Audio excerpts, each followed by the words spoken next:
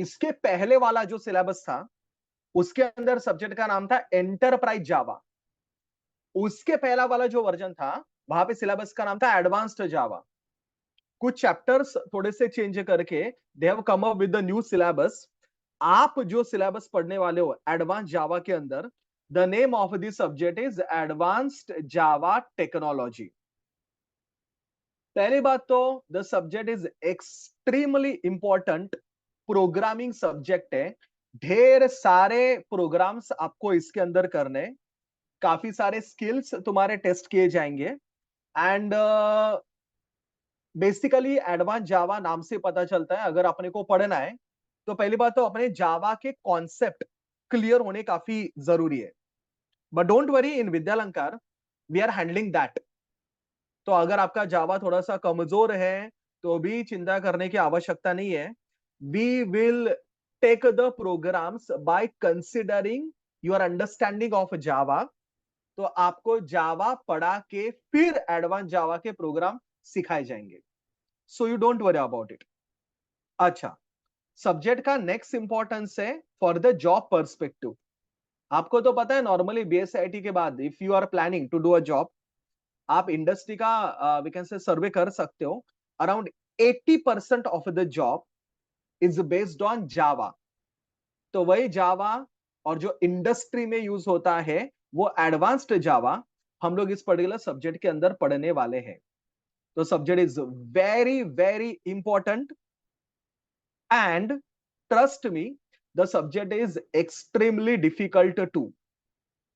तो फिर स्टार्ट करते हैं आज कुछ बेसिक कॉन्सेप्ट से अपने एडवांस्ड जावा टेक्नोलॉजी के।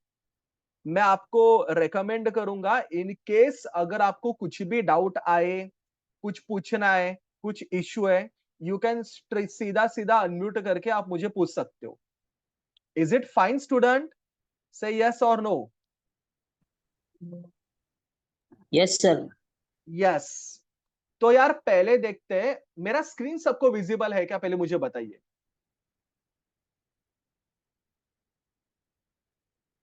Is my screen visible to everyone?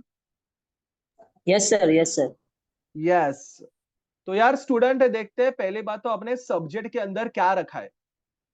आपको तो पता है बाकी सारे सब्जेक्ट की तरह अपना एजेटी मतलब एडवांस जावा टेक्नोलॉजी के अंदर भी टोटल 5 यूनिट्स आपको पढ़ने हैं। अच्छा, अगर मैं यूनिट नंबर 1 की बात करूं तो यूनिट नंबर 1 के अंदर ना स्टूडेंट टोटल 4 चैप्टर्स अपने को पढ़ने हैं। तो यूनिट 1 काफी बड़ा यूनिट है, इसके अंदर 4 चैप्टर पढ़ने, तो इसको हम नाम देते हैं 1.1, 1.2, 1.3 एंड 1.4। 1.1 जिस पर्टिकुलर चैप्टर का नाम है जावा एंटरप्राइज एडिशन, जावा ईई बोलते हैं उसको। 1.2 जिस पर्टिकुलर चैप्टर का नाम है सर्वलेट्स। 1.3 मेरे पर्टिकुलर चैप्टर का नाम है रिक्वेस्ट डिस्पैचर। एंड 1.4 मेरे पर्टिकुलर चैप्टर का नाम है सेशन मैनेजमेंट। तो स्टूडेंट ये मेरा यूनिट नंबर 1 है।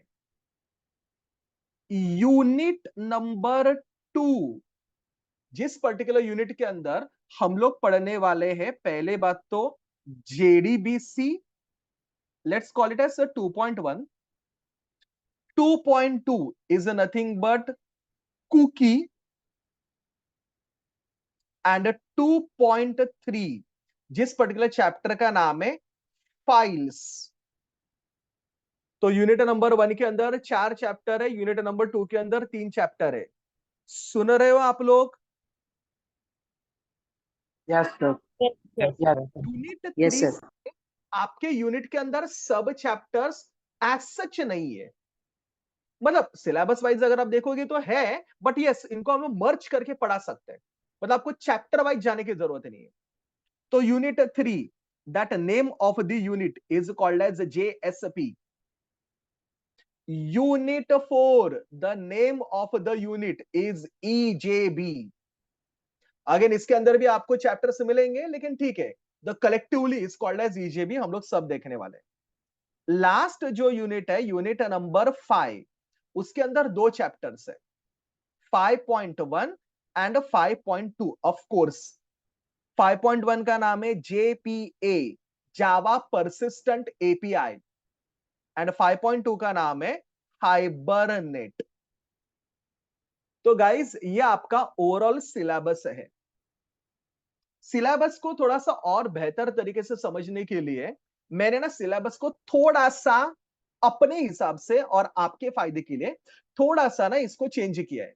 आई मीन टू से मैं कुछ चैप्टर्स पहले सिखाऊंगा, कुछ चैप्टर बाद में सिखाऊंगा। तो आपको ना इधर मैं फर्स्ट लेक्चर में बता दूं मैं किस सीक्वेंस में जाने वाला हूं। आप ये यूनिट नंबर वगैरह याद नहीं रखोगे तो भी चलेगा, आप मेरा सीक्वेंस याद रखोगे। We will start with the servlet first. तो आज है ना हम लोग सर्वलेट चालू करने वाले। सर्वलेट खत्म होने के बाद we will see request dispatcher. Request dispatcher के बाद हम लोग पढ़ने वाले सेशन मैनेजमेंट। सेशन मैनेजमेंट के बाद हम लोग पढ़ने वाले कुकी। कुकी के बाद हम लोग पढ़ने वाले Java Enterprise Edition. The sixth chapter we are going to study is the files, and the seventh one we are going to study is JDBC. तो यूनिट 1 यूनिट 2 में ना थोड़ा सा ऊपर नीचे करके आपके रेफरेंस के लिए हम लोग चैप्टर पढ़ने वाले हैं।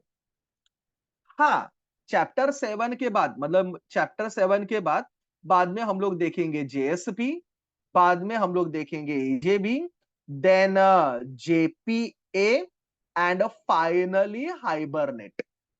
सो that will going to be your syllabus जिस सीक्वेंस में मैं लेने वाला हूं। Am I clear students? Yes. So Yes. don't worry, we will take each Yes, and sir. every topic. You will understand everything. That is on me. बस एक requirement है, सबको ना अपने एडवांस जावा के लिए एक नया नोटबुक बनाना है। नोटबुक प्रॉपरली कैरी करना है। जो भी मैं इधर सिखाऊंगा, जो भी लिखाऊंगा, सब आपके नोटबुक के अंदर होना चाहिए। जो भी प्रोग्राम लूंगा सब नोटबुक के अंदर होने चाहिए। Trust me, that notebook will act as a Bible for you. तो जो भी आएगा नोटबुक में से ही आएगा, that is my guarantee.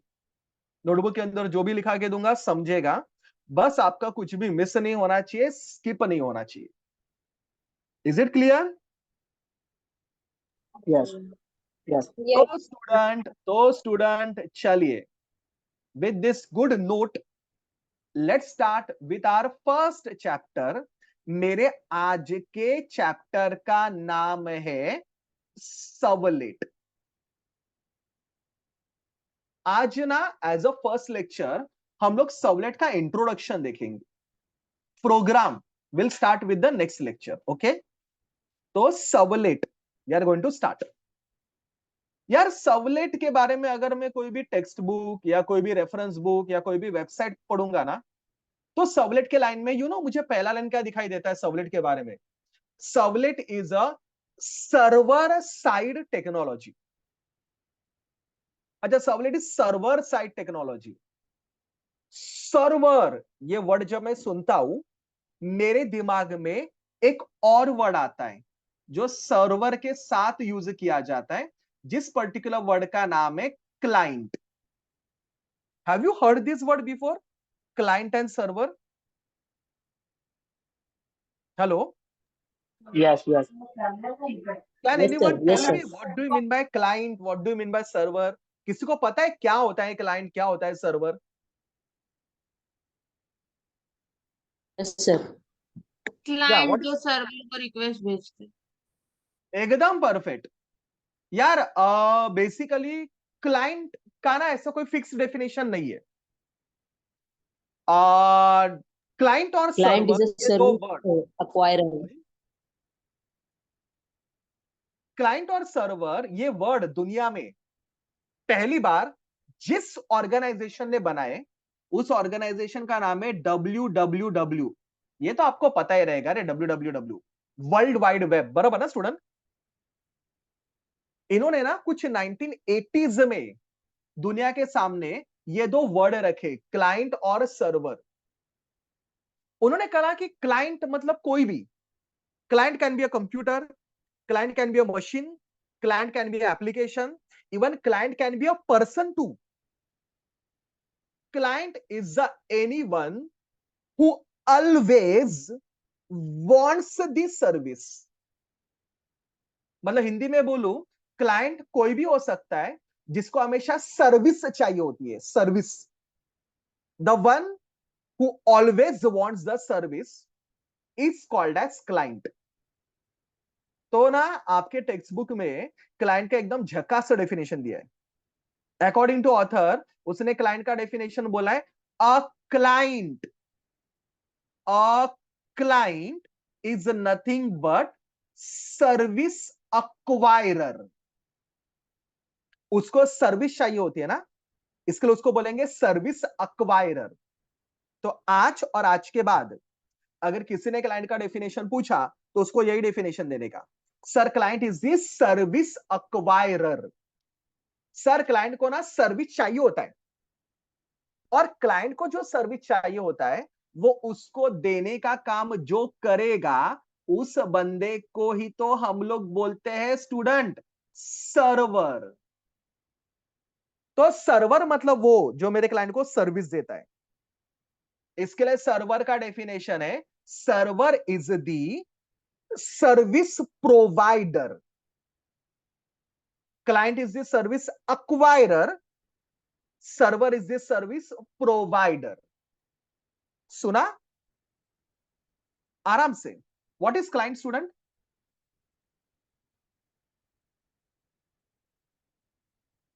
Hello, you can unmute and answer me. What is client? मैंने अभी अभी दो वर्ड का ही तो डेफिनेशन बोला. A client is what? बरोबर, सर्विस अक्वायरर. और सर्वर मतलब क्या? Service provider. Perfect answer. जैसे मैंने बोला, दुनिया में 1980s में पहली बार ये वर्ड डब्ल्यू कंपनी ने सबके सामने लाए, क्लाइंट और सर्वर. अभी स्टोरी सुनिए. डब्ल्यू कंपनी ने ना स्टूडेंट 80s में ये सिर्फ वर्ड्स नहीं लाए थे, टर्म्स नहीं लाए थे. डब्ल्यू ने ये दोनों एक दूसरे के साथ कम्युनिकेशन कैसे करते हैं ये बताने के लिए एक आर्किटेक्चर भी बना के दिया था. डब्ल्यू कंपनी ने जो आर्किटेक्चर बना के दिया था, that architecture is called as two tier architecture. क्या बोलते थे आर्किटेक्चर को? Two tier architecture. I recommend कि आप प्लीज अनम्यूट करके मुझे आंसर दिया करो. तो आर्किटेक्चर को टू टियर आर्किटेक्चर बोला गया. Yes, sir. सर आर्किटेक्चर को टू टियर क्यों बोला गया? अरे सिंपल है, क्योंकि आर्किटेक्चर के अंदर दो ही एंटिटीज है, क्लाइंट और सर्वर. दो ही एंटिटीज है, इसके लिए आर्किटेक्चर को बोला गया टू टियर आर्किटेक्चर. तो चलो देखते हैं अपने टू टियर आर्किटेक्चर कैसे काम करता है. तुम जानते हो, मैं जानता हूं, क्लाइंट मतलब सर्विस अक्वायरर.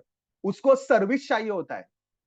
तो स्टूडेंट, क्लाइंट को सर्विस मिले इसके लिए क्लाइंट मेरे सर्वर को हमेशा भेजता है HTTP रिक्वेस्ट. HTTP अगेन मुझे लगता है सबको फुल फॉर्म पता रहेगा. HTTP का फुल फॉर्म होता है hyper text transfer protocol. Basically protocol मतलब सेट ऑफ रूल. ये कम्युनिकेशन करने के लिए हम लोग HTTP के रूल इस्तेमाल करते हैं. इसके लिए रिक्वेस्ट को बोलेंगे HTTP रिक्वेस्ट. तो अलग अलग प्रोटोकॉल होते हैं, TCP होता है, HTTP होता है, IP होता है.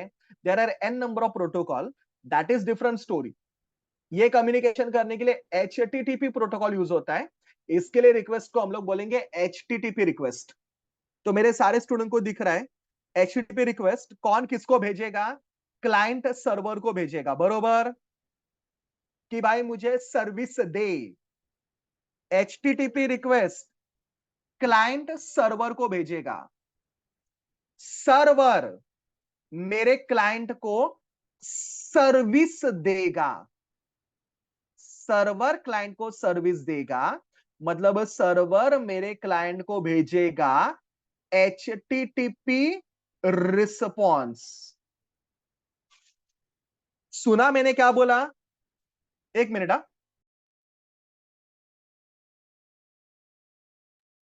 क्लाइंट मेरे सर्वर को भेजेगा HTTP रिक्वेस्ट, मुझे सर्विस दे. और सर्वर मेरे पर्टिकुलर क्लाइंट को भेजेगा HTTP रिस्पॉन्स, सर्विस देगा, मतलब HTTP रिस्पॉन्स देगा। इस आर्किटेक्चर को बोला जाता है 2 tier architecture. Okay student, simple है। Yes, Yes. sir.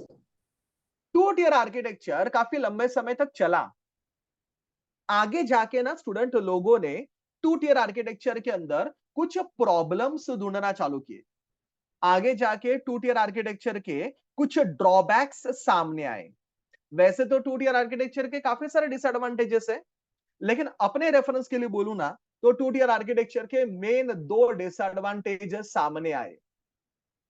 2 tier architecture का पहला डिसएडवांटेज था परफॉर्मेंस डिले। नॉर्मली ऐसा देखा गया है कि आपके पास ना क्लाइंट बहुत ज्यादा होते हैं, सर्वर बेचारा एक ही होता है। अभी कह रहे इससे क्लाइंट बहुत ज्यादा है, सर्वर बेचारा एक ही है उधर। जब क्लाइंट बहुत ज्यादा रहेंगे, क्लाइंट सर्वर को क्या भेजेंगे रे, क्या बोलते हैं उस रिक्वेस्ट को हम लोग? HTTP request. बेचारा सर्वर तो एक क्लाइंट को ही एट अ टाइम रिस्पॉन्स दे पाएगा, बरोबर? सर्वर तो एक को ही एट अ टाइम रिस्पॉन्स दे पाएगा, बाकी सबको वेट करना पड़ेगा कि भाई सर्वर उनको रिस्पॉन्स कब दे, उनका टर्न आने तक वेट करना पड़ेगा बाकी सबको। सर्वर एट अ टाइम एक क्लाइंट को ही सर्विस दे सकता है, बाकी सारे क्लाइंट को वेट करना पड़ेगा। वेट करना पड़ेगा मतलब डिले आएगा, जिस डिले को हम लोग बोलते हैं परफॉर्मेंस डिले। तो एक ही सर्वर है, इसके लिए परफॉर्मेंस डिले आ सकता है। अगर बहुत सारे क्लाइंट एक साथ रिक्वेस्ट करेंगे, सर्वर किसी एक को ही सर्विस दे सकता है, जो डिले आएगा that delay is called as a performance delay.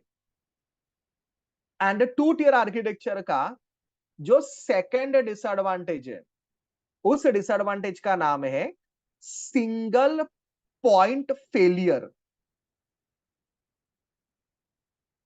जैसे आपको पता है 2 टियर आर्किटेक्चर में बहुत सारे क्लाइंट होते हैं, सर्वर एक ही होता है। अभी आप खुद ही हमें इमेजिन करो ना स्टूडेंट, बहुत सारे क्लाइंट है, अगर उनमें से एक आधा क्लाइंट फेल हो भी गया, बहुत सारे क्लाइंट है, एक आधा क्लाइंट फेल हो भी गया तो भी आर्किटेक्चर को फर्क नहीं पड़ता। कैसे सर्वर बाकी सारे क्लाइंट को, सर्वर बाकी सारे क्लाइंट को सर्विस देगा। लेकिन आप खुद इमेजिन करो, सर्वर एक ही है, अगर गलती से सर्वर फेल हो गया, कहने से पूरा की पूरा आर्किटेक्चर फेल हो जाएगा। हाँ या ना स्टूडेंट? Yes. बट Yes, कहने से sir. सर्वर वो सिंगल पॉइंट है जो पूरे आर्किटेक्चर को फेल कर सकता है। That's why the problem is called as single point failure. अर्थात अगर मेरे आर्किटेक्चर के अंदर का सर्वर फेल हो गया तो पूरा की पूरा आर्किटेक्चर फेल हो जाता है। That problem is called as a single point failure. Okay, answer me unmute करके, परफॉर्मेंस डिले कब आएगा? एक जस्ट अ मिनट।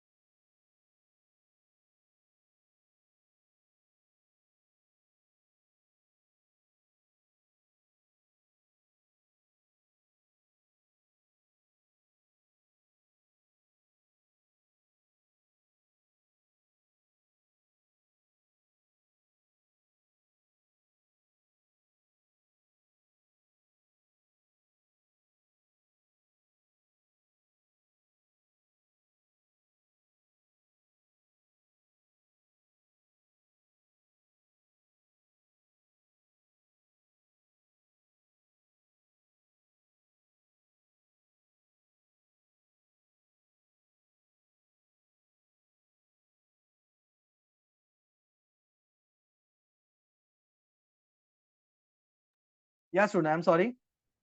अच्छा, तो मेरा पहला क्वेश्चन है, मुझे आंसर दीजिए, परफॉर्मेंस डिले कब आएगा रे? मुझे चैट विंडो पे ना कोई भी मैसेज नहीं करेगा, आप अनम्यूट करके मुझे आंसर दे सकते हो। टेल मी परफॉर्मेंस डिले कब आएगा? जब बहुत सारे क्लाइंट एक साथ क्या भेजेंगे? HTTP request. बेचारा सर्वर तो किसी एक को ही क्या दे सकता है at a time, Response. HTTP response. बाकी सारे क्लाइंट को वेट करना पड़ेगा ना स्टूडेंट अपना टर्न आने तक। Yes, sir. जिससे जो डिले आएगा उस डिले को हम लोग बोलेंगे परफॉर्मेंस डिले। टेल मी ना, सिंगल पॉइंट फेलियर कब होता है? कौन फेल हुआ तो आर्किटेक्चर फेल हो जाता है, बताइए मुझे। Server fail. Server. एकदम Server. परफेक्ट आंसर, आता तो है सबको। Server. अगर सर्वर फेल तो पूरा की पूरा आर्किटेक्चर क्या हो जाता है? फेल। सुना मैंने क्या बोला? जैसे मैंने थोड़ी देर पहले बोला, 2 टियर आर्किटेक्चर के ना ऐसे प्रॉब्लम निकले, सामने आए। WWW ये जो कंपनी थी, उन्होंने अभी इस प्रॉब्लम के ऊपर काम करना चालू किया। आई मीन 2 टियर आर्किटेक्चर के प्रॉब्लम को सॉल्व करने के लिए उन्होंने एक ना नया आर्किटेक्चर बनाया स्टूडेंट। WWW ने। सर 2 tier आर्किटेक्चर का एडवांटेज क्या है sir? Advantage, it is simple to implement. दो ही लोग होते हैं, क्लाइंट और server. It is very simple to implement. अपने को एडवांटेज याद रखने की जरूरत नहीं है, अपने को प्रॉब्लम से आगे बढ़ना है। तो दो प्रॉब्लम थे 2 टियर आर्किटेक्चर के, जो ओवरकम करने के लिए आपको कुछ लिखने की जरूरत नहीं है। बाय द वे, जो भी रिक्वायर्ड है मैं आप सबको लिखा के दूंगा, सब ध्यान सिर्फ इधर दीजिए। आपका थ्योरी इधर का इधर ही बाय हार्ट होना चाहिए। आई सेड 2 टियर आर्किटेक्चर के ये दो प्रॉब्लम को सॉल्व करने के लिए दे कम अप विद, दे मतलब WWW come up with a new architecture called as 3 tier architecture. चलो यार, अगर आप समझ रहे हो तो आप समझ गए रहोगे। 2 टियर आर्किटेक्चर के अंदर दो एंटिटीज थे, 3 टियर के अंदर कहने से 3 एंटिटीज रहेंगे, इसके लिए इसको बोला जाता है 3 टियर आर्किटेक्चर, बरोबर। WWW कंपनी ने इस बार क्या किया पता है स्टूडेंट? WWW कंपनी ने इस बार क्लाइंट को सेम रखा। प्रॉब्लम आ रहा था क्योंकि आपके पास 2 टियर में सिंगल सर्वर था। उन्होंने क्या किया इस बार? सर्वर को ना ब्रेक कर दिया। मतलब मैं सीधा सीधा बोलूं, सर्वर को उन्होंने दो सर्वर के अंदर डिवाइड किया। तो पहले 2 टियर के अंदर एक ही सर्वर था, अभी उन्होंने ना स्टूडेंट दो सर्वर बना दिए। आधे सर्विसेस एक सर्वर के अंदर, आधे सर्विसेस दूसरे सर्वर के अंदर। आधे सर्विसेस जिस सर्वर के अंदर रखेंगे दे और that is called as web server. Whereas बचे हुए सर्विसेज जिस सर्वर के अंदर रखे गए that is called as database server. तो सर्वर को फोड़ा, दो सर्वर बना दिए, आधे सर्विसेज वेब सर्वर के अंदर, आधे सर्विसेज डेटाबेस सर्वर के अंदर। अभी अगर मैं आपको जावा सिखा रहा हूं तो उसको वेब सर्वर बोलूंगा। If I am teaching you network तो उसको मैं वेब सर्वर बोलूंगा। वही अगर आप डीबीएमएस का कोई भी टेक्स्ट बुक देखोगे ना, तो इसको वेब सर्वर नहीं, वहां पे उसको एप्लीकेशन सर्वर बोलते हैं।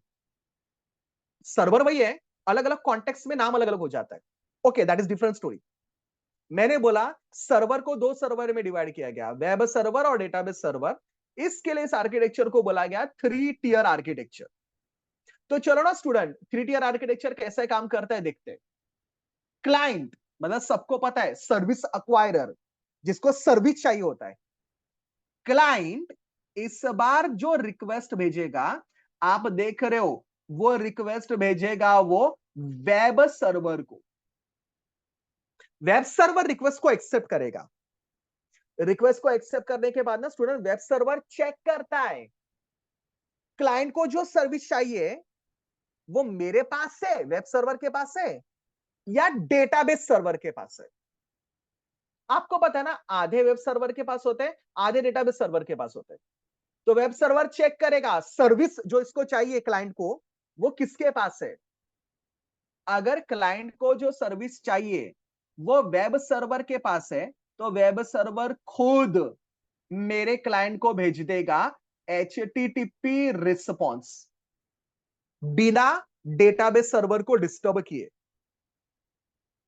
लेकिन स्टूडेंट, क्लाइंट को जो सर्विस चाहिए, अगर वो वेब सर्वर के पास नहीं है, मतलब कहने से वो डेटाबेस सर्वर के पास रहेगा, उस केस में क्लाइंट जो रिक्वेस्ट भेजेगा वेब सर्वर को, वेब सर्वर रिक्वेस्ट को फॉरवर्ड करेगा डेटाबेस सर्वर को, डेटाबेस सर्वर रिस्पॉन्स देगा वेब सर्वर को।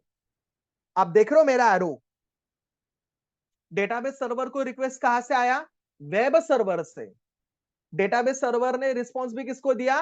वेब सर्वर को। वेब सर्वर वो रिस्पॉन्स मेरे क्लाइंट को सेंड करेगा। इस आर्किटेक्चर का नाम है 3 टियर आर्किटेक्चर। मैं पॉज लेता हूं, आपसे पूछता हूं, अनम्यूट करके मुझे आंसर दीजिए। इज इट क्लियर मैंने क्या बोला? Yes. Yes. चलिए मुझे कुछ Yes, क्वेश्चन का sir. आंसर दीजिए, मतलब मुझे तसल्ली हो जाएगी। क्लाइंट रिक्वेस्ट भेजेगा, कौन एक्सेप्ट करेगा? Web server. Server. चेक करेगा, क्या चेक करेगा? अरे सबसे पहले रिक्वेस्ट है कि नहीं। सर्विस किसके पास है, बरोबर? अगर वेब सर्वर खुद के पास सर्विस है तो वेब सर्वर क्लाइंट को क्या भेज देगा? Response. बिना किसको डिस्टर्ब किए। Web server. Database server. Database परंतु अगर वेब सर्वर के पास वो सर्विस नहीं है तो अभी आप बोलो क्या होता है? वेब सर्वर से डेटाबेस में जाएगा। वेब सर्वर रिक्वेस्ट किसको भेजेगा? Database. डेटाबेस सर्वर उसको क्या देगा? Response. और वेब सर्वर वो रिस्पॉन्स किसको फॉरवर्ड करेगा, बताइए? क्लाइंट को एंड इस आर्किटेक्चर को बोला गया 3 tier architecture. Am I clear everyone? Yes. Yes, sir. Yes लेकिन स्टूडेंट, 3 टियर आर्किटेक्चर काफी लंबे समय तक चला, पर अगेन कुछ सालों बाद लोगों ने 3 टियर आर्किटेक्चर के अंदर भी डिसएडवांटेजेस ढूंढ निकाले। अगेन अगर मैं गूगल करूं तो 3 टियर के भी बहुत सारे प्रॉब्लम्स हैं, लेकिन अगर मैं थोड़ा सा अपने रेफरेंस के लिए देखूं तो 3 टियर का पहला disadvantage, by the way 3 tier के अंदर भी ना परफॉर्मेंस डिले होता है, लेकिन 2 टियर के कंपैरिजन में कम होता है। 2 टियर में कैसे एक ही सर्वर था, वही सब लोड ले रहा था, इधर एटलीस्ट लोड डिस्ट्रीब्यूट होता है, तो परफॉर्मेंस डिले 3 टियर में कंपैरेटिवली कम है। लेकिन स्टूडेंट, अभी आपकी टर्न है, अगर आपको समझे तो आंसर दे पाओगे। मेरे 3 टियर आर्किटेक्चर के अंदर भी तो सिंगल पॉइंट फेलियर है। तीनों में एक ऐसा है जो फेल हो गया ना, पूरा आर्किटेक्चर फेल हो जाएगा। आप मुझे बोलो, वेब और सर्वर फेल हुआ तो पूरा Web architecture server. Web server. एकदम परफेक्ट। करेक्ट से वेब सर्वर, Web server. क्योंकि आपको पता है ना डेटाबेस सर्वर के पास जो सर्विसेज है वो भी वाया वेब सर्वर ही जाता है, हाँ या ना स्टूडेंट? Yes. तो कहने से हाँ। अगर वेब सर्वर फेल तो पूरा आर्किटेक्चर फेल। तो जो 2 टियर का था वो 3 टियर के अंदर भी कंटिन्यू हुआ। इस बार वो सिंगल पॉइंट है मेरा वेब सर्वर, अगर वो फेल तो आर्किटेक्चर फेल। 3 टियर का आगे जाके एक और प्रॉब्लम सामने आया। एक्चुअली बोलो ना स्टूडेंट, डब्ल्यू को ना सिंगल पॉइंट फेलियर का टेंशन नहीं था। सेकंड प्रॉब्लम जो आया ना, that is most critical for W company. 3 tier architecture का एक और प्रॉब्लम सामने ये आया कि 3 टियर आर्किटेक्चर डायनामिक रिस्पॉन्स नहीं दे सकता। 3 टियर आर्किटेक्चर सिर्फ स्टैटिक रिस्पॉन्स ही दे सकते हैं। 3 टियर आर्किटेक्चर डायनामिक रिस्पॉन्स नहीं दे सकता। सर उसका मतलब क्या है? इसका मतलब ये स्टूडेंट कि ये जो मेरे वेब सर्वर डेटाबेस सर्वर है ना, वो बस स्टैटिक रिस्पॉन्स दे सकते हैं दोनों। स्टैटिक रिस्पॉन्स मतलब क्या? जो इनके अंदर ना मैं पहले से भर के रखता हूं, बस वही दे सकते हैं। ऐसा रिस्पॉन्स जो कंटिन्यूअसली चेंज हो रहा है, ऐसे रिस्पॉन्स को हम लोग बोलते हैं डायनामिक रिस्पॉन्स। जरा एक दो एग्जांपल लेता हूं, मुझे लगता है क्लियर हो जाएगा। आप सबने कभी क्या बोलते हो, क्रिको या क्रिकबज ऐप पे कभी मैच का स्कोर कार्ड देखा है, लाइव मैच का, हाँ हाँ क्रिकेट मैच का स्कोर कार्ड क्रिकबज वगैरह पे?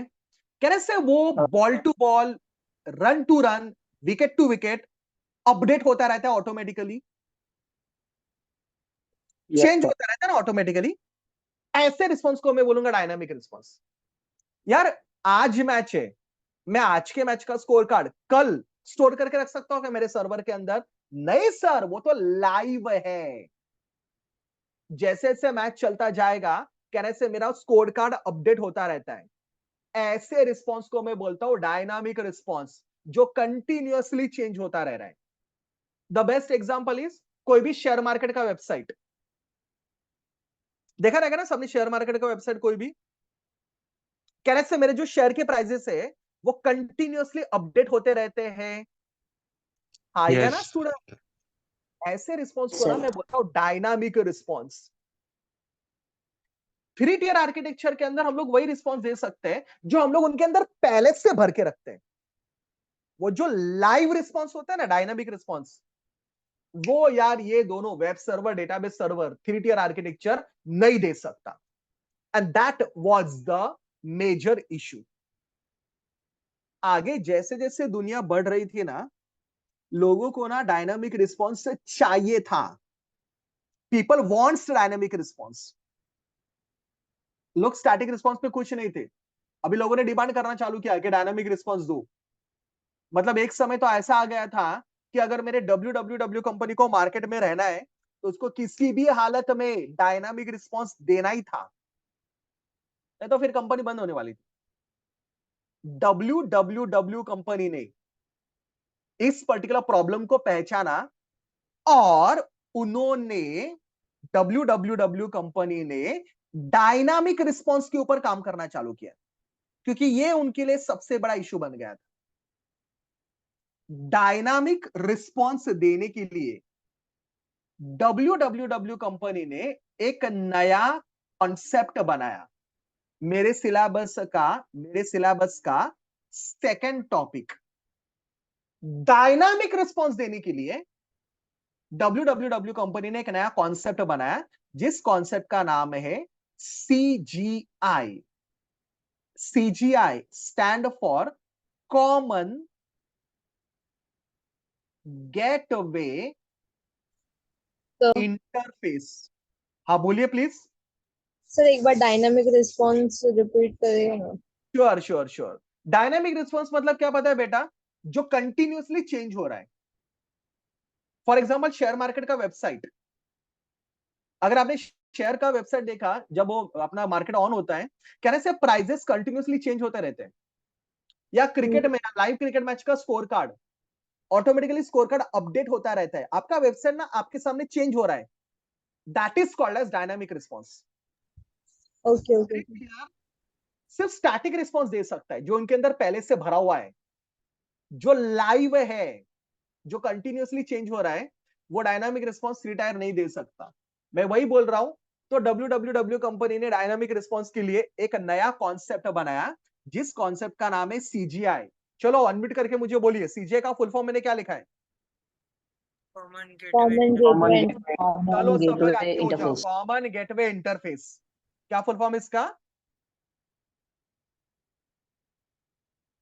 Common gateway interface.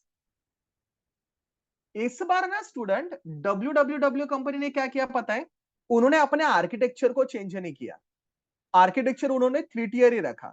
3 टियर मतलब मेरे सारे स्टूडेंट को पता है। पहला एंटिटी कौन होता है मेरा? क्लाइंट। नेक्स्ट कौन होता है बताइए जरा अनम्यूट करके मुझे। वेब वेब और तीसरा सर्वर। कौन होता है भाइयों? डेटाबेस। डेटाबेस सर्वर बोलने का, क्या बोलेगा उसको? Database server. आई सेड ना, इन्होंने ना आर्किटेक्चर चेंज नहीं किया इस बार। उन्होंने क्या किया पता है? CGI में वेब सर्वर के साथ एक नया एप्लीकेशन रखा, जिस एप्लीकेशन को हम लोग बोलते हैं CGI।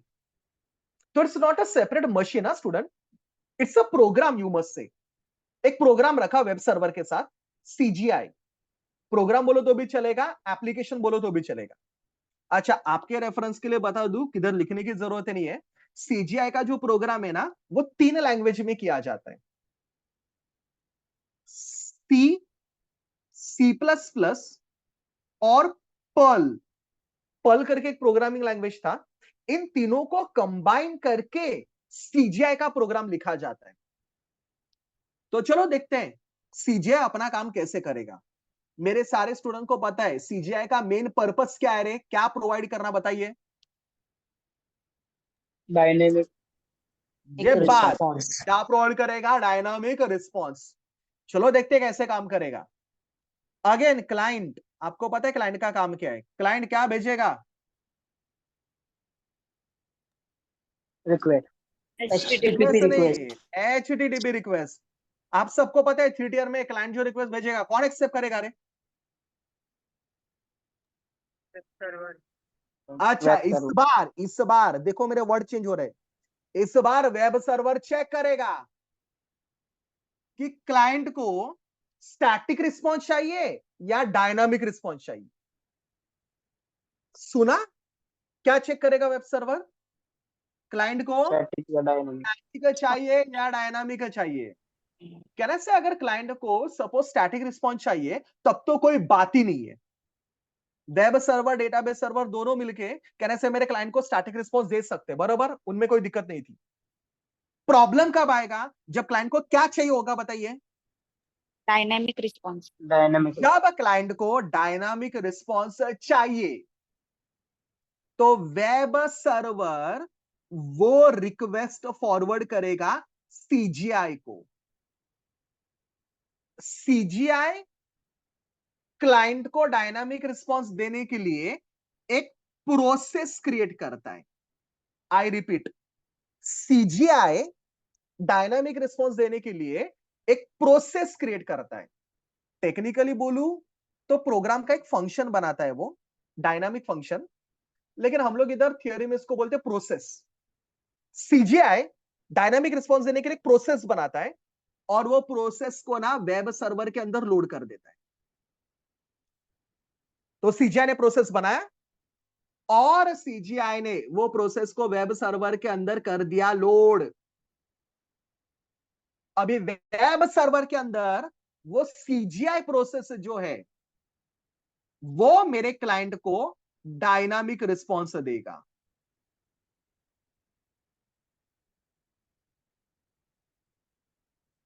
सुना मैंने क्या बोला? जरा एक बार बोलिए ना मुझे, मेरे लिए।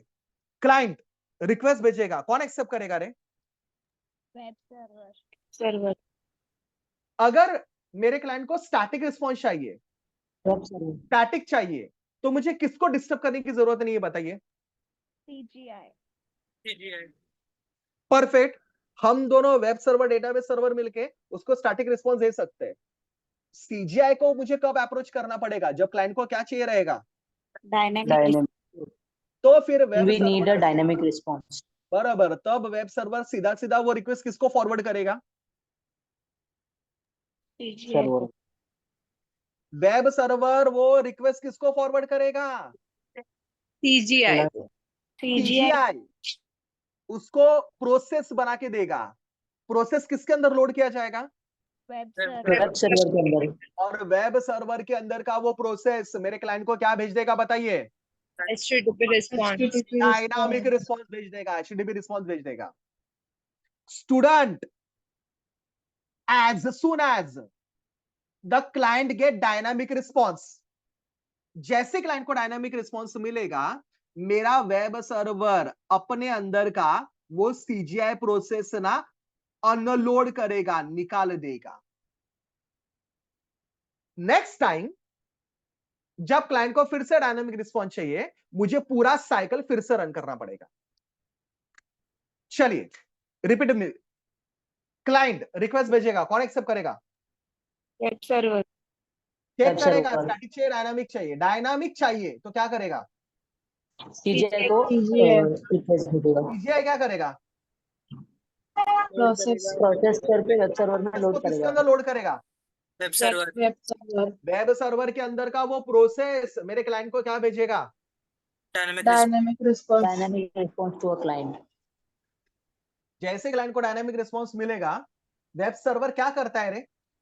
अनलोड करेगा। प्रोसेस डिलीट वो जो प्रोसेस लोड हुआ था उसके अंदर उसको क्या करेगा? अनलोड करेगा। Is it clear? Yes and that is the overall working of CGI। सुना आपने? यस सर लेकिन फिर से वही कहानी, बेचारे WWW का नसीब इतना खराब था कि जो बना रहा था उसके अंदर एडवांटेज कम, डिसएडवांटेजेस से ज्यादा सामने आ रहे थे।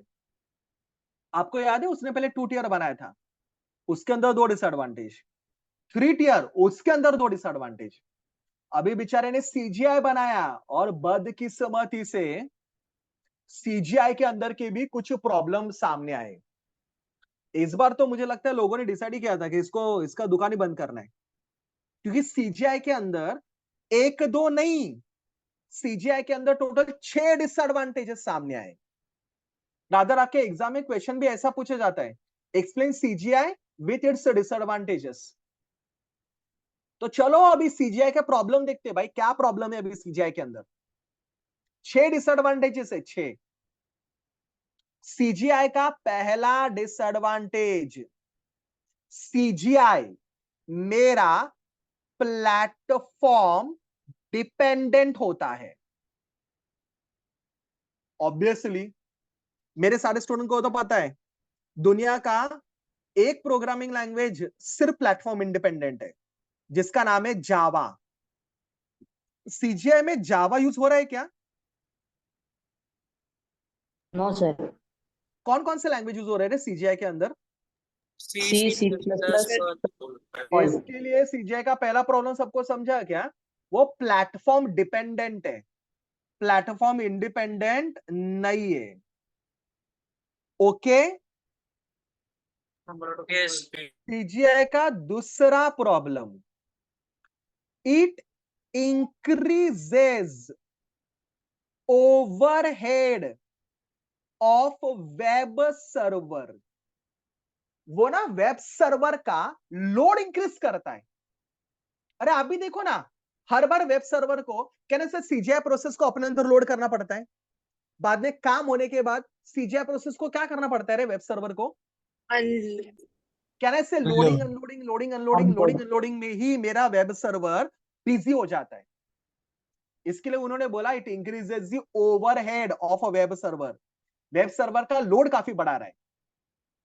CGI का तीसरा प्रॉब्लम का नाम है डिफिकल्ट टू इंप्लीमेंट। अगेन मुझे लगता है ये भी ऑब्वियस है, CGI का कोड कितने लैंग्वेज में लिखा जाता है रे? 3 लैंग्वेजेस। यार आपको तो पता है इधर अपने एक लैंग्वेज में प्रोग्राम लिखने के वांदे चल रहे हैं, CGI का प्रोग्राम तो 3-3 लैंग्वेज में लिखा जाता है।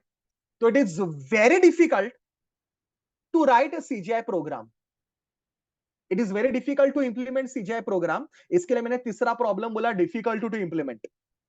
इंप्लीमेंट करना ही बहुत डिफिकल्ट है। सुना मैंने क्या बोला? CGI का चौथा problem, lack of security. Again security का इश्यू तो आने ही वाला था, क्योंकि इसके अंदर C और C++ इन्वॉल्व है। C और C++ आपने लोअर सेमेस्टर में पढ़ा है, बरोबर ना रे स्टूडेंट? Yes sir. C और C++ के अंदर आपको धुंधला धुंधला सा पता रहेगा, एक कॉन्सेप्ट होता है पॉइंटर करके, नाम सुना है पॉइंटर्स? और पॉइंटर का yes definition sir. He pointer is a variable which is used to store Which stores the address addresses. of another variable। तो यार पॉइंटर के अंदर ना दोस्तों, मैं ना मेरे कंप्यूटर का मेमोरी एड्रेस स्टोर करता हूं, और ये पॉइंटर का सबसे बड़ा प्रॉब्लम है। वो टाइम के जो हैकर्स थे ना, वो पॉइंटर को यूज करके मेमोरी को हैक करते थे, क्योंकि पॉइंटर के अंदर ना मेमोरी का एड्रेस उनको मिल जाता है। एक बार मेमोरी का एड्रेस मिल गया ना, तो मेमोरी को हैक करना इज वेरी सिंपल। तो वो टाइम के हैकर्स पॉइंटर को यूज करके मेमोरी को हैक करते हैं। इसके लिए तो जावा के अंदर, पाइथन के अंदर पॉइंटर कॉन्सेप्ट ही नहीं है। हाँ, लेकिन सीजीआई में सी सी प्लस प्लस है, तो पॉइंटर यूज होता है। इसके लिए प्रॉब्लम है लैक ऑफ अ सिक्योरिटी। वैसे भी आपको पता है सीजीआई वेब सर्वर के अंदर लोड होता है, और वेब सर्वर के अंदर तो बहुत सारे इंपॉर्टेंट सर्विसेज होते हैं, तो सिक्योरिटी का इश्यू आता है। सुना सबने मैंने क्या बोला? Yes, sir. सीजीआई का पांचवा प्रॉब्लम, लैक ऑफ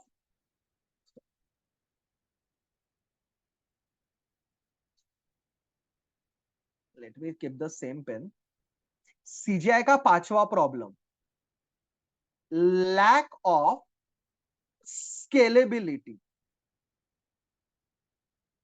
उन्होंने बोला कि ऐसा देखा गया है कि एक सर्टेन नंबर ऑफ क्लाइंट के लिए सीजीआई बहुत अच्छे से काम करता है, बट एक पॉइंट के बाद जैसे जैसे तुम्हारे नंबर ऑफ क्लाइंट बढ़ते जाएंगे, नंबर ऑफ क्लाइंट बढ़ते जाएंगे, सीजीआई का परफॉर्मेंस ड्रॉप हो जाता है।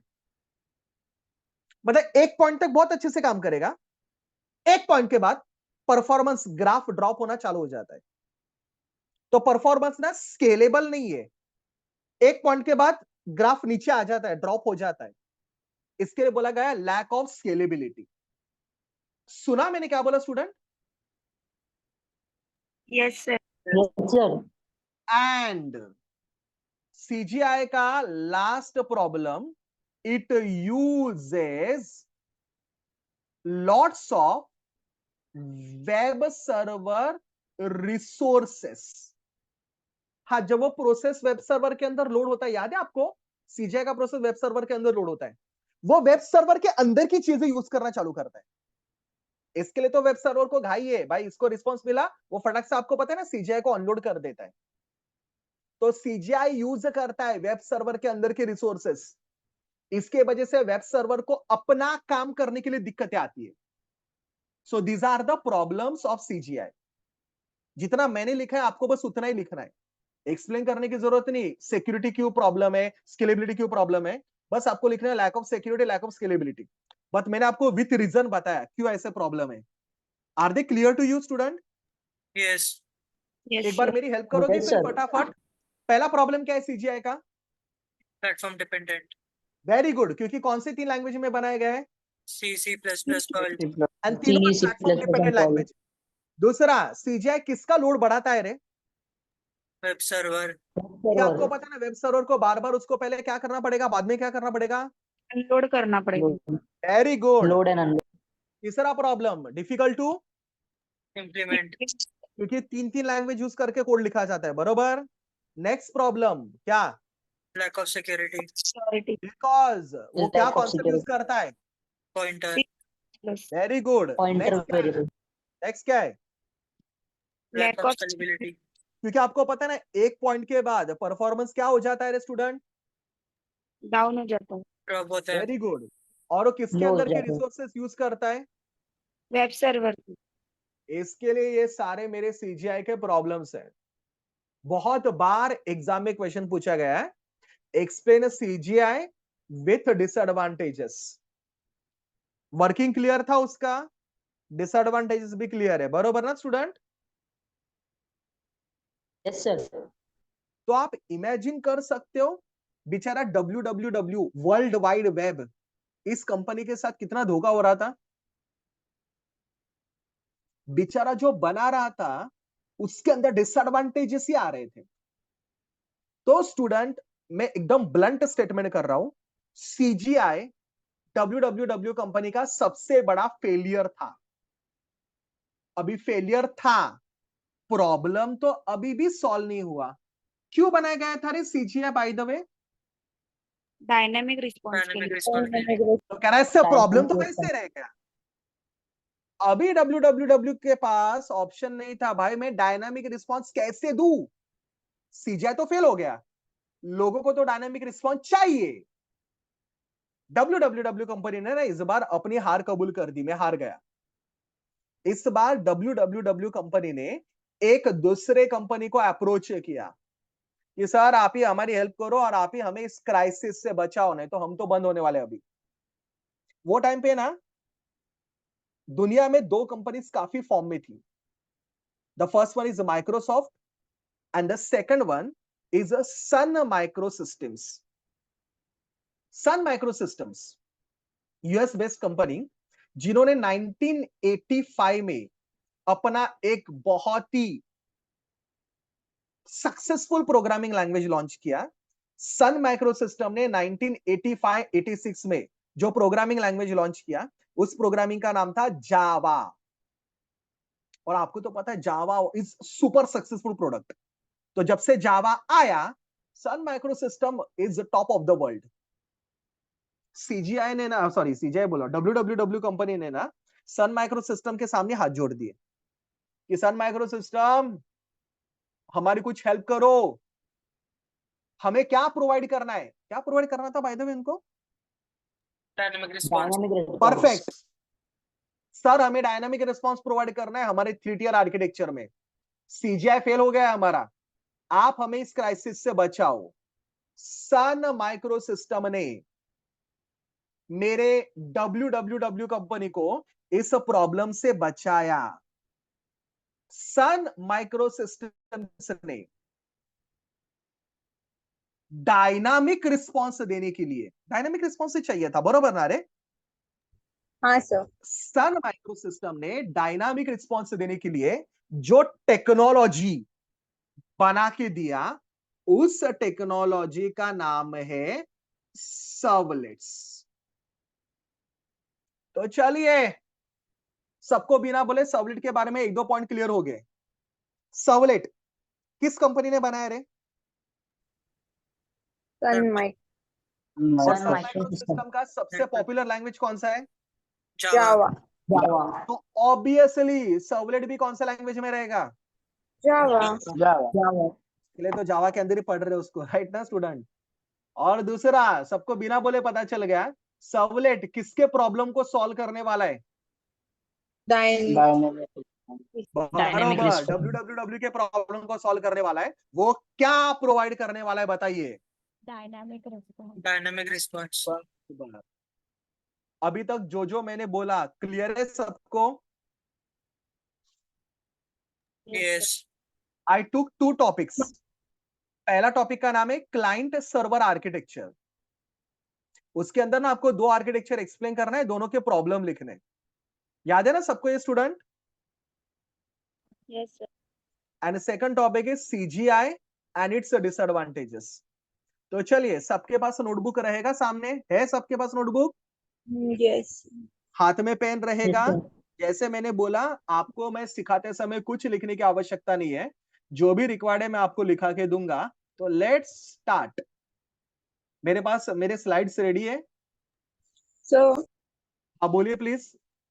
मतलब सर जो क्लाइंट सर्वर आर्किटेक्चर है वो डब्ल्यू ने फॉर्म किया है, ऐसा ना? बरोबर, ओके।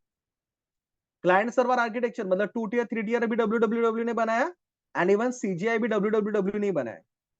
स्टूडेंट, चैप्टर का नंबर लिखिए 1.2। हेलो, 1.2 चैप्टर का नाम है सर्वलेट्स। लिखा? यस। चलिए, दिख रहा है सबको स्लाइड के अंदर का पहला topic client server architecture. Diagram भी दिख रहा है नीचे का, राइट है? लिखना चालू करो, चलो। होने के बाद मुझे बोल दीजिए डन करके, मैं स्लाइड को चेंज कर दूंगा।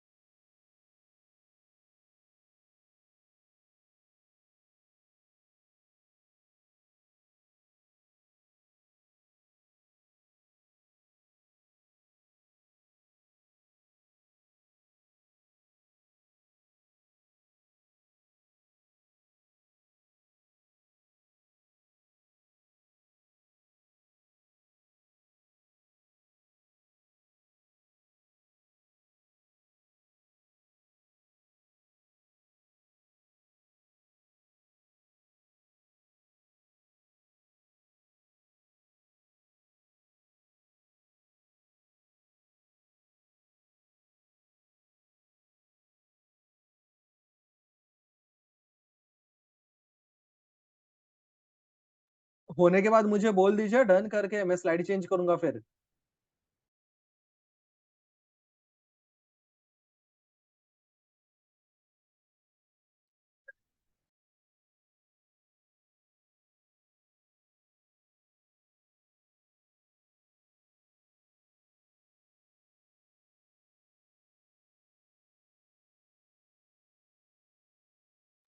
Then check.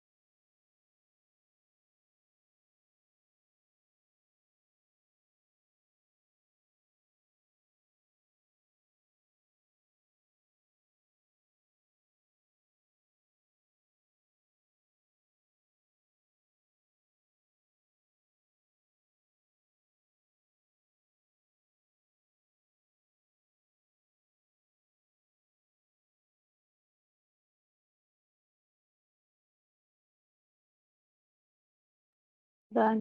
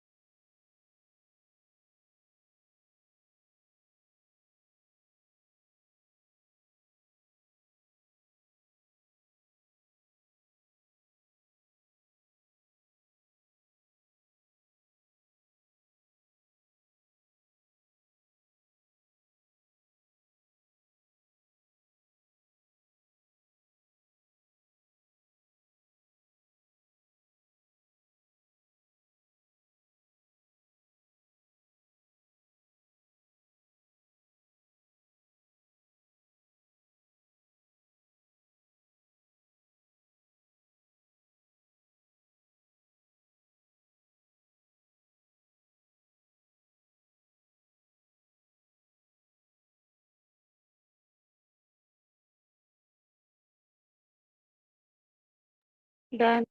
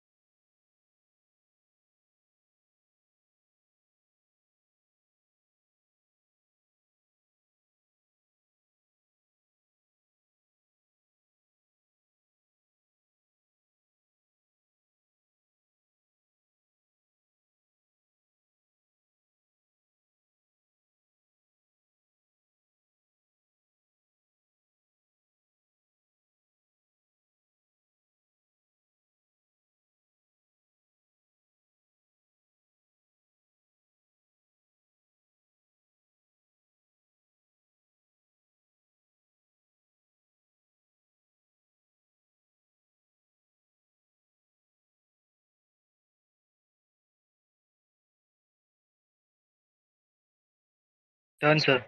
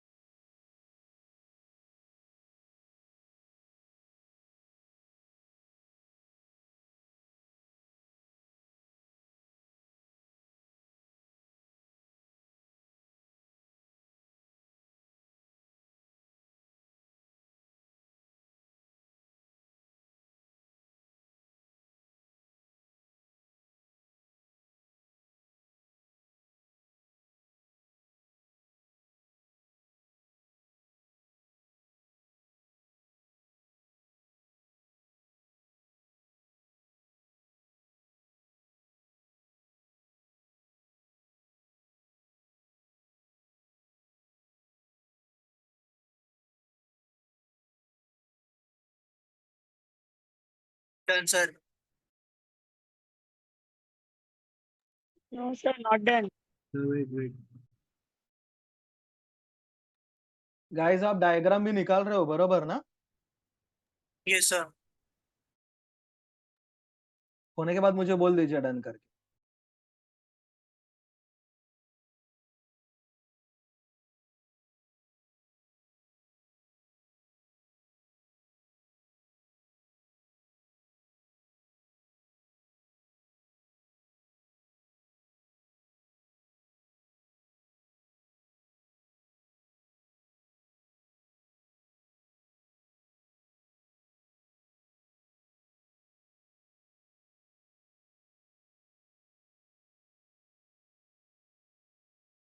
Done.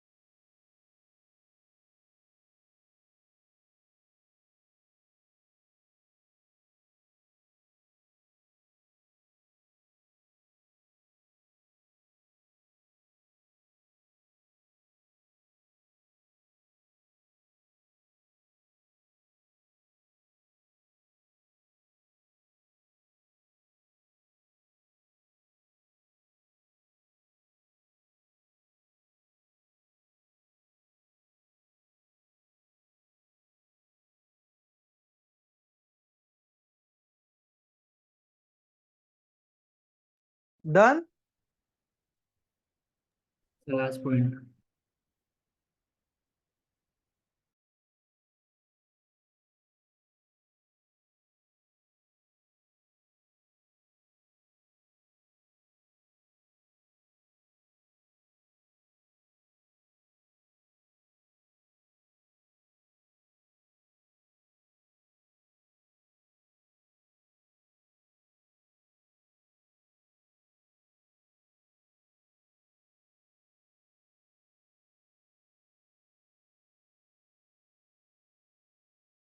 Done.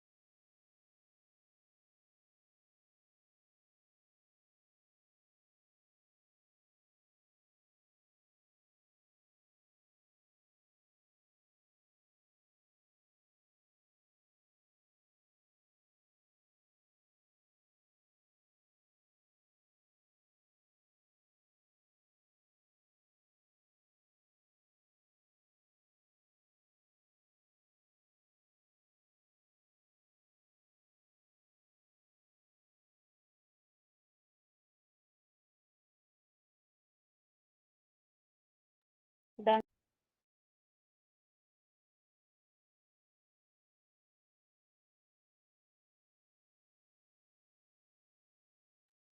Okay.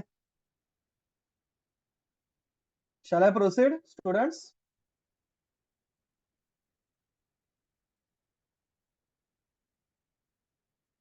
Is it done?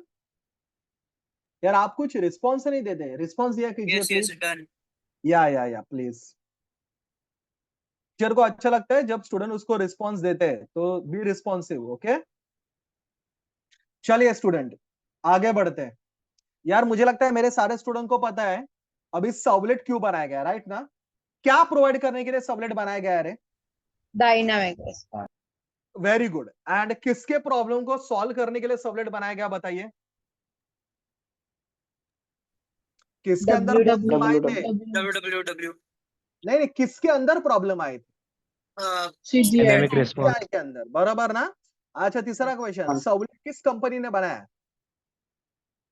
Sun Sun Microsystems. Microsystems. And obviously फिर कौन से लैंग्वेज में बनाया रहेगा, बताइए? Java. Java. ऑब्वियसली सर्वलेट बनाया गया है, तुम भी जानते हो, मैं भी जानता हूं, www की हेल्प करने के लिए। इसके लिए सर्वलेट भी अपना काम 3 टियर आर्किटेक्चर के साथ ही करेगा, राइट ना स्टूडेंट? अभी मेरे स्टूडेंट को 3 टियर आर्किटेक्चर तो सर बाय हार्ट हो गया है। कौन सा पहला एंटिटी कौन सा होता है रे? Client. Client. Very good. Next entity कौन होता है? Web server.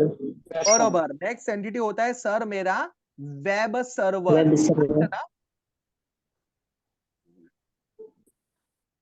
The next entity is web server. I know database server भी होता है। बस हम लोग ना अपने सिलेबस में डेटाबेस सर्वर का इतना कुछ है नहीं है, तो आगे से डायग्राम में हम लोग डेटाबेस सर्वर को नहीं दिखाएंगे तो भी चलेगा। मेन तो अपने काम के ये दो लोग ही है, क्लाइंट और कौन? Web server. सुना मैंने क्या बोला? Yes. It Yes. Doesn't mean ना कि web server sir database server नहीं है।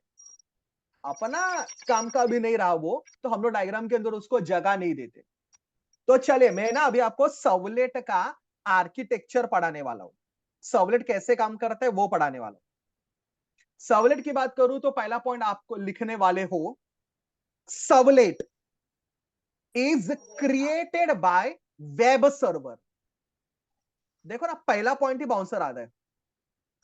सीजीआई अलग था, आपको याद है? सर्वलेट वेब सर्वर ही क्रिएट करता है। दिमाग में रखो, सर्वलेट कौन क्रिएट करेगा? Web server. Server. Servlet is created by web server and web server load that servlet in one compartment which is called as web container. तो वेब सर्वर के अंदर ना एक पार्टीशन होता है, एक कंपार्टमेंट होता है which is called as web container, और वेब कंटेनर के अंदर मेरा सर्वलेट स्टोर किया जाएगा. मैं एक बार अपना पहला पॉइंट फिर से बोलूं स्टूडेंट, ध्यान से सुनिए. Servlet created by web server, और वेब सर्वर उसको क्रिएट करके वेब कंटेनर के अंदर लोड करेगा. सुना सबने? Yes. क्वेश्चन फटक से question. Servlet created by whom? Web server. Web और सर्वर. किसके अंदर लोड किया जाएगा? Web web container. आप देख रहे हो ना, वेब कंटेनर वेब सर्वर के अंदर का एक पार्ट है, तो उसके अंदर सर्वलेट को लोड किया जाएगा. बेचारा मेरा सर्वलेट वेब कंटेनर के अंदर आराम करता है. सर्वलेट का आराम हराम तब होता है, मतलब उसका काम चालू तब होता है जब मेरा क्लाइंट फर्स्ट टाइम मेरे सर्वलेट के लिए भेजेगा HTTP request. Student, client request भेजेगा मतलब क्लाइंट को वो सर्विस चाहिए जो सर्विस आपका सर्वलेट देने वाला है, जो डायनामिक रिस्पॉन्स आपका सर्वलेट देने वाला है. तो जब क्लाइंट फर्स्ट टाइम रिक्वेस्ट भेजेगा, मेरा वेब सर्वर, वर्ड्स याद रखो, मेरा वेब सर्वर, वेट, क्लाइंट ने फर्स्ट टाइम क्या भेजा? HTTP request. तब HTTP मेरा वेब request. सर्वर, तब मेरा वेब सर्वर मेरे सर्वलेट को, मेरा वेब सर्वर मेरे सर्वलेट को इनिशियलाइज करेगा. स्टूडेंट, वेब सर्वर सर्वलेट को इनिशियलाइज करेगा. इनिशियलाइज करना मतलब मेकिंग इट एक्टिव. वो आराम कर रहा था वेब कंटेनर के अंदर, वेब सर्वर मेरे सर्वलेट को इनिशियलाइज करेगा. वेब सर्वर सर्वलेट को इनिशियलाइज करने के लिए जो मेथड यूज करता है, उस पर्टिकुलर मेथड का नाम है इनिट. तो एक बार फिर से बोलता हूं लास्ट टाइम. क्लाइंट से रिक्वेस्ट आया, वेब सर्वर सर्वलेट को इनिशियलाइज करेगा. उठ उठ उठ, तेरे लिए रिक्वेस्ट आया है. और इनिशियलाइज करने के लिए वो जो मेथड यूज करेगा, that method is called as init. Init method को यूज करके सर्वलेट इनिशियलाइज हो जाएगा, मतलब सर्वलेट एक्टिव हो जाएगा. Servlet get initialised. सर्वलेट उठ गया. क्यों उठा है? मेरे को रिक्वेस्ट आया है, तो servlet get initialised. Servlet accept the request. Request आया था ना स्टूडेंट सर्वलेट के लिए, तो Yes. Servlet initialised. Servlet accept the request. Servlet process the request. Generate the dynamic response. Servlet request को एक्सेप्ट करेगा, रिक्वेस्ट को प्रोसेस करेगा, डायनामिक रिस्पॉन्स बनाएगा. इसके लिए सर्वलेट जो मेथड यूज करता है, उस मेथड का नाम है सर्विस. मेरा सर्वलेट रिक्वेस्ट को एक्सेप्ट करेगा, रिक्वेस्ट को प्रोसेस करेगा, डायनामिक रिस्पॉन्स बनाएगा, एंड वो रिस्पॉन्स मेरे पर्टिकुलर क्लाइंट को सेंड करेगा. तो क्लाइंट को सेंड किया जाता है HTTP रिस्पॉन्स. गाइज, आप बोल सकते हो सर्वलेट ने क्या किया इनिशियलाइज होने के बाद? क्या कह रहे सर्वलेट ने इनिशियलाइज होने के बाद? रिक्वेस्ट को क्या किया? प्रोसेस. पहले एक्सेप्ट किया, बाद में क्या किया? रिक्वेस्ट को प्रोसेस. मतलब क्या बनाया बताइए? Dynamic response. और वो रिस्पॉन्स किसको भेज दिया बताइए? क्लाइंट. Client. अभी मेरी बात ध्यान से सुनो. क्लाइंट को रिस्पॉन्स भेजने के बाद सर्वलेट इनिशियलाइज्ड ही रहता है. अभी उड़ गया मैं, अभी फिर से नहीं सो जाऊंगा. सर्वलेट इनिशियलाइज्ड ही रहेगा, मतलब उसको फिर से बार बार इनिशियलाइज करने की जरूरत ही नहीं है. अभी सेम सर्वलेट उधर बैठ के जितनी बार रिक्वेस्ट आएंगे, सबको प्रोसेस करेगा, डायनामिक रिस्पॉन्स बनाएगा और मेरे क्लाइंट को सेंड करता जाएगा। मतलब ना ये स्टूडेंट अभी चलता रहेगा, चलता रहेगा, चलता रहेगा। सर्वलेट इनिशियलाइज ही रहता है अभी। जितनी बार रिक्वेस्ट आएंगे उतनी बार उनको डायनामिक रिस्पॉन्स देता रहेगा अभी क्लाइंट्स को। चलता रहेगा, चलता रहेगा, चलता रहेगा, चलता रहेगा। एक समय आएगा जब बेचारे सर्वलेट के लिए ना स्टूडेंट रिक्वेस्ट आने बंद हो जाएंगे। इट मे पॉसिबल कि अभी अपने सर्वलेट के लिए ना स्टूडेंट वो बेचारा इनिशियलाइज होके बैठा है, वेट कर रहा है रिक्वेस्ट का, उसके लिए रिक्वेस्ट आने बंद हो गए। अगर सर्वलेट के लिए रिक्वेस्ट आने बंद हो गए तो एक सर्टेन पीरियड के बाद वेब सर्वर आ जाएगा। वेब सर्वर याद है स्टूडेंट, जिसने सर्वलेट को क्रिएट किया था? ये तो क्या बोलते हैं, सृष्टि का नियम ही है ना, जो लाता है धरती पे वही बाद में लेके भी जाता है। तो वेब सर्वर, अगर मेरे सर्वलेट के लिए रिक्वेस्ट आने बंद हो गए, सर्वलेट अभी किसी रिक्वेस्ट को प्रोसेस नहीं कर रहा है, रिक्वेस्ट ही नहीं आ रहे उसको, तो मेरा वेब सर्वर मेरे उस पर्टिकुलर सर्वलेट को डिस्ट्रॉय करेगा। वेब सर्वर सर्वलेट को डिस्ट्रॉय करने के लिए जो मेथड यूज करता है उस मेथड का नाम है destroy. Sir web server servlet को क्यों डिस्ट्रॉय करेगा? अरे वेब सर्वर सर्वलेट को डिस्ट्रॉय करेगा सो दैट सर्वलेट जो मेमोरी लेके बैठा है वो मेमोरी फ्री हो जाएगा किसी और पर्पस के लिए, फिर वेब सर्वर उस मेमोरी को यूज कर सकता है। इसके लिए अगर रिक्वेस्ट नहीं आ रहे हैं ना तो वेब सर्वर ना मेरे सर्वलेट को डिस्ट्रॉय करेगा। दूसरा क्वेश्चन, सर अगर सपोज डिस्ट्रॉय करने के बाद रिक्वेस्ट आया तो फिर से पूरा चक्कर, फिर से वेब सर्वर सर्वलेट को क्रिएट करेगा, वेब कंटेनर के अंदर लोड करेगा। जब पहला रिक्वेस्ट आएगा तो इनिशियलाइज करेगा, बाद में सर्वलेट रिक्वेस्ट को प्रोसेस करेगा, सर्विस मेथड को यूज करके उसको रिस्पॉन्स देगा एंड सो ऑन। ये है मेरे सर्वलेट का आर्किटेक्चर। क्वेश्चन, पहला question, is it clear everyone? Yes. दूसरा क्वेश्चन कंप्लीट करो मुझे। सर्वलेट को कौन क्रिएट करता है? Web server. सर्वर किसके अंदर लोड करता है? बताते जाओ मुझे, किसके अंदर लोड करता है? रैपिड फायर है, फटाफट। वेब कंटेनर है। सब अनम्यूट करके आंसर देंगे, कोई भी चैट विंडो पे आंसर नहीं देगा, वेब कंटेनर के अंदर लोड करेगा। अच्छा, उसका काम कब चालू होता है? जब क्लाइंट पहली बार रिक्वेस्ट जब रिक्वेस्ट भेजेगा तो कौन किसको इनिशियलाइज करेगा? Servlet servlet. नहीं, कौन सर्वलेट को इनिशियलाइज करेगा? Web server. Web server student, web server servlet को इनिशियलाइज करेगा। सुन रहे हो क्या? यस। अच्छा, इनिशियलाइज करने के बाद सर्वलेट अपना काम चालू, सर्वलेट अपना हीरो आ गया पिक्चर में, क्या करता है फिर सर्वलेट? रिक्वेस्ट को एक्सेप्ट रिक्वेस्ट को प्रोसेस और क्लाइंट को क्या सेंड करेगा? रिस्पॉन्स। Dynamic response. अच्छा, उसके बाद क्या होता है?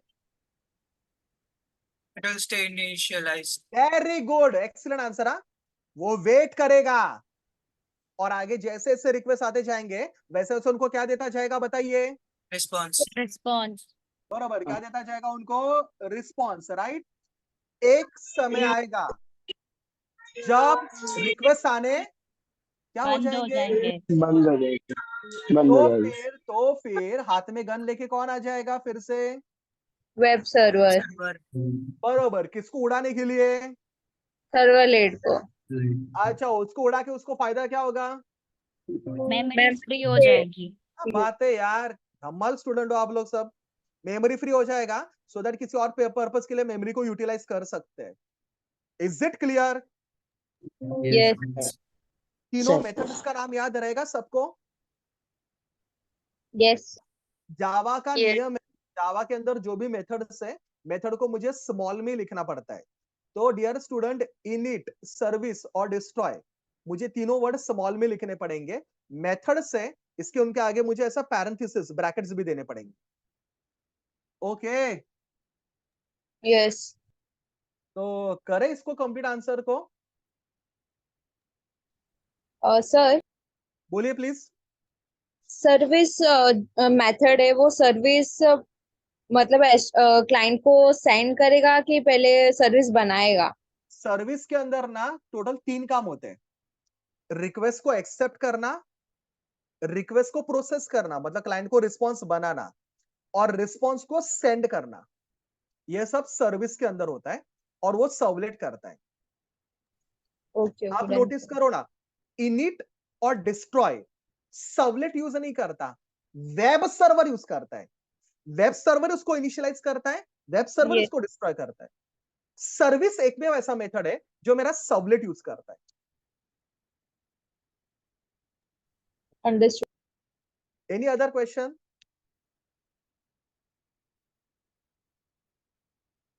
अगर आपको क्वेश्चन पूछा जाए explain architecture of a servlet, same answer आएगा। Explain life cycle of a servlet, same answer आएगा। या explain request response paradigm of a servlet, तो भी सेम आंसर आएगा। इज इट क्लियर? Yes. चले Yes. मैं आपको आंसर डिस्प्ले करता हूं स्टूडेंट।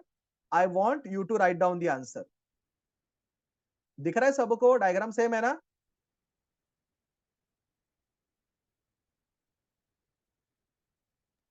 कंप्लीट करो।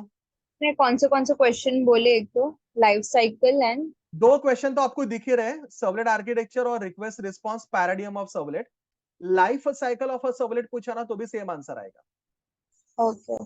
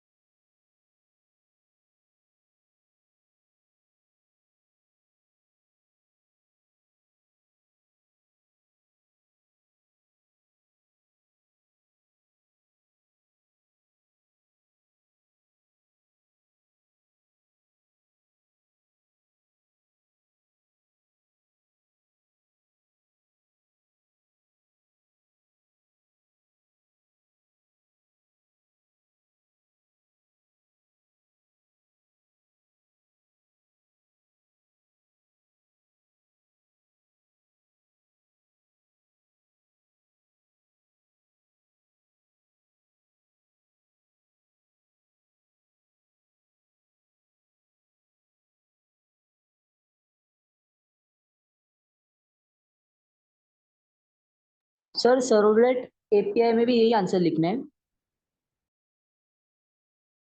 नहीं, सर्वलेट एपीआई का आंसर अलग है। सर्वलेट एपीआई मतलब सर्वलेट अपना काम करने के लिए कौन कौन से पैकेजेस यूज करता है। तो 2 पैकेजेस है उसके अंदर, सर्वलेट जावाएक्स डॉट सर्वलेट और जावाएक्स डॉट सर्वलेट डॉट एचटीटीपी।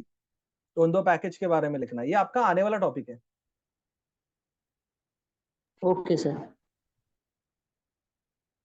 आपका होने के बाद मुझे बोल दीजिए डन करके, so that I can change the slide.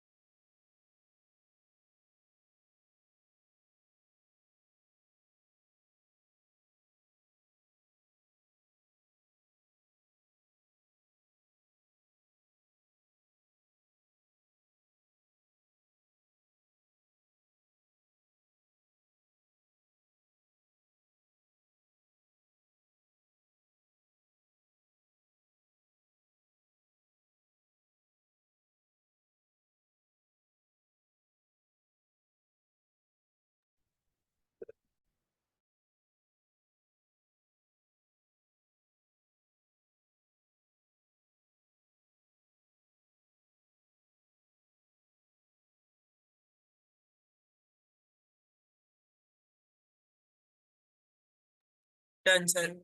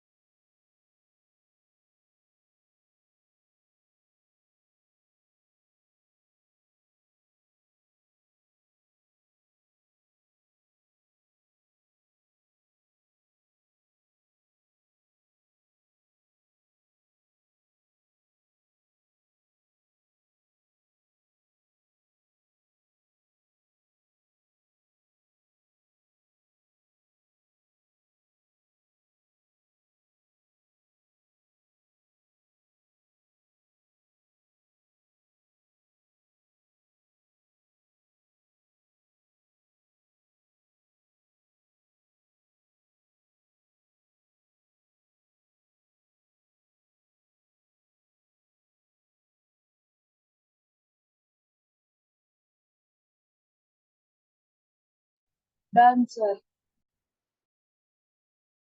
Okay, तो ये थियोरी के बाद we can start with the programs. Basically ना स्टूडेंट, अपने सब्जेक्ट के अंदर थियोरी काफी कम है, प्रोग्राम्स काफी ज्यादा है। तो next lecture onward will start with the program. अच्छा, normally after second lecture I will create a Google Drive. उसके अंदर मैं आपको आपके साथ सारे सॉफ्टवेयर शेयर करूंगा। You just need to download दो software from that drive, install it on your machine if you don't have that, and even सारे कोड्स जो मैं आपको इधर सिखाऊंगा, every code will get share with you. हम लोग अपने कोड्स नेटबिन्स के ऊपर करने वाले हैं। इवन मुझे लगता है 99% कॉलेजेस में प्रैक्टिकल्स में कोड्स नेटबिन्स के ऊपर ही पढ़ाए जाते हैं, राइट? सर अच्छा, नेटबिन्स फिर- में पढ़ा रहे हैं मेरी कॉलेज में भी। तो कौन कौन सा आप यूज कर रहे हैं? नेटबिन्स नहीं तो कौन सा यूज कर रहे हैं?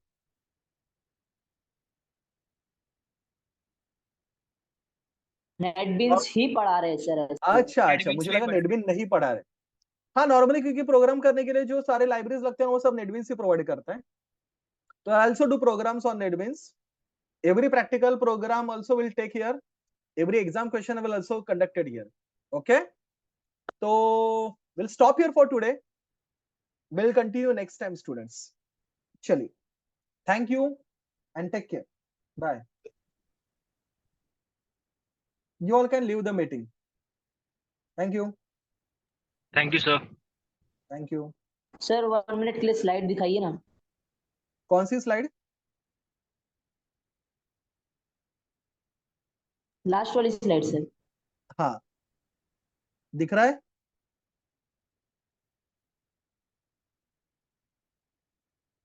Yes sir 1 minute sir. Okay. होने के बाद मुझे बोल दीजिए डन करके.